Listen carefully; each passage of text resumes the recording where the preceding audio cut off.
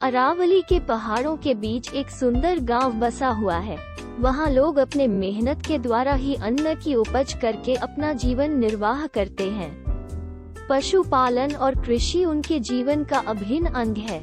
वो मनोरंजन के लिए ताश खेलते हैं, मुर्गियों का युद्ध कराते हैं और महिलाएं टोकरी बनाना, जुड़ा बनाना आदि छोटे मोटे लघु उद्योग का कार्य करती है।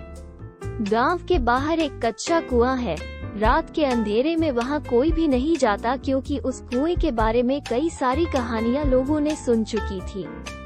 कुछ लोग कहते हैं उस गांव के कुएं के पास बहुत सारे भूत रात को पानी पीने आते हैं। कुछ लोग बताते हैं कि एक दिन राहगीर उस कुएं में गिरकर मर गया था और उसकी आत्मा अब वही भटकती रहती है और कोई जाता है तो उसे मार डालती है।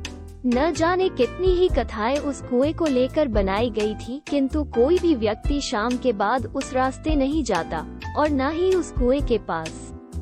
एक दिन की बात है, गांव में लोग आपस में उस कुएं को लेकर बात कर रहे थे। उसमें एक लोहार भी शामिल था।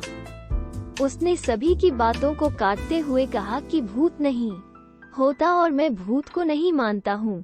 लोग उसे डांटने लगे और उसे भूत होने का यकीन दिलाने लगे, किंतु लोहार डटकर उनका सामना करने लगा और कहने लगा कि भूत नहीं होता, मैं उस कुएं के पास जाकर सबको साबित करूंगा। लोहार रात को उस कुएं के पास जाने के लिए तैयार हुआ। उसने अपने हाथ एक कुल्हाड़ी भी ले ली।